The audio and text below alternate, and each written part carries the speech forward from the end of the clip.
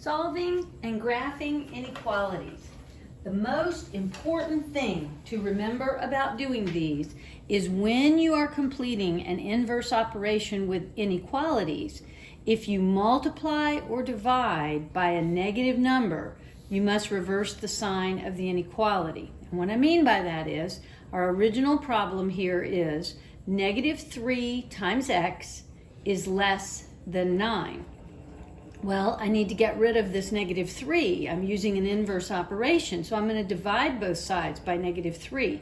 And because I am dividing by a negative number, I must reverse this less than sign and turn it to its opposite, which is going to be greater than. So I will divide both sides by negative 3. Negative 3x divided by negative 3 just leaves positive x. On the other side of the equation, I've got 9 divided by negative 3. That will give me an answer of negative 3. The original problem was negative 3x is less than 9, but the answer becomes x is greater than negative 3. So be aware of that. We'll talk about that a little more in a minute. But only if you are multiplying or dividing and a negative number is involved is when you're going to flip this sign. I always recommend that you also read the problem from wherever the variable is. In this case, the variable is on the left side, and I would read x is greater than negative 3. But you could also read it from the other side, and at that point, you would say negative 3 is less than x. But that doesn't make as much sense to us when we try to graph something. So here are the 4 inequality symbols. And we read them, because we read from the left to the right, when I get to the big side, I say that it's bigger. So this is the bigger than or the greater than symbol.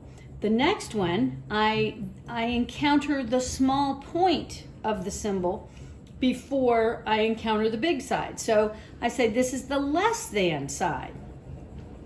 The next symbol is greater than. It has a line underneath it, and that is the equals line. And the next symbol, and again, all of these symbols look like a sideways V.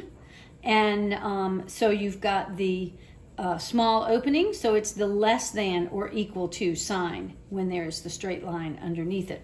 Okay, so x, and then we show the sideways V with the large opening. So this is read as x is greater than 3.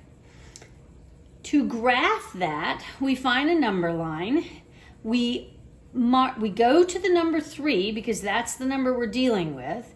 And because it is just telling you that it's either greater than or less than, and there's no equal sign involved, you put an open circle.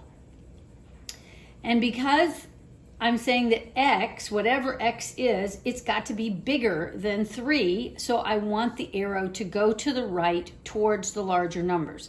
So my graphing, because I have an open circle, shows me I'm not including the number 3. X cannot be the number 3, but it could be anything bigger than 3. Okay, the next one shows x is less than 3. So same graph, you've got the open circle because it's just less than. You put that open circle directly above the number 3, but now it's going to be all of the numbers less than 3, so it's going to be an arrow to the left toward those negative numbers. Then we've got x is greater than or equal to. It has the line underneath it like one piece of an equal sign. And because I'm saying that x is, it could be bigger than 3, but it also could equal the number 3, the only difference is we're going to color in the circle. So once that line gets added to the inequality sign, you will always color in the dot when you are graphing it. And then x is less than 3, same thing, color the dot in over the number 3, but then you're gonna, because x is smaller than, you're gonna go to the left toward the negative numbers. Okay, to solve an inequality, you're going to treat it just the same as if it had an equal sign. And then you're going to do those inverse operations. But be sure to reverse the sign if you multiply or divide with a negative sign. So here's an example. Negative 4, parentheses, x plus 1, closed parentheses, is greater than or equal to the number 8? First of all, I need to do the distributive property because I've got a 4 being, actually a negative 4 being multiplied times this whole parentheses. So, negative 4 times x gives me negative 4x. Then I bring down my plus symbol and I've got a negative 4 times 1 gives me a negative 4. I copy down my symbol of greater than or equal to, and I copy down the number 8. Then I can't simplify anymore. I can't combine any like terms. So now I want to do my inverse operation. I'm adding a negative 4, so I need to add a positive 4 to both sides of the equation. By doing that, the left-hand side leaves me with negative 4x is greater than, and then on the right-hand side I had the 8 plus 4, so I have a positive 12. Now, I am getting ready to divide both sides by negative 4. So because of that, we are going to have to flip that inequality sign. So originally, the problem is negative 4x is greater than or equal to 12. I'm going to divide both sides by negative 4, and the answer becomes x is less than or equal to negative 3. So notice that the symbol changed from a greater than to a less than symbol.